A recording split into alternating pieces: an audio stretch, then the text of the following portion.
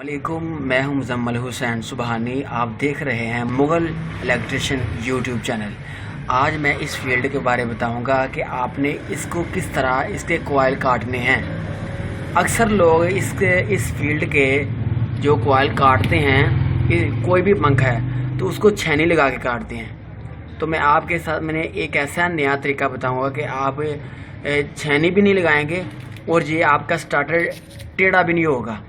तो छेनी लगाने से नुकसान होता है। इधर छेनी लगाते हैं और स्टार्टर ख़राब होने का ये उसकी पत्रियां ख़राब होने का ख़दशा होता है।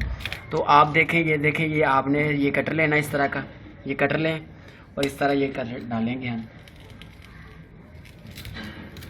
इस तरह कटर डालने के बाद आप देखें, मैं एक थोड़े की मदद से इस तरह करूँगा। ये देखें, ये कॉइल कट चुका है। उसके बाद ये देखें, मैंने एक पेचकस लिया है, एक बड़े वाला पेचकस लिया है, इधर डालूंगा मैं, ठीक है। और इस तरह ये पाँव रखूँगा, ये पाँव के नीचे से हाथ निकालूंगा। ये देखें,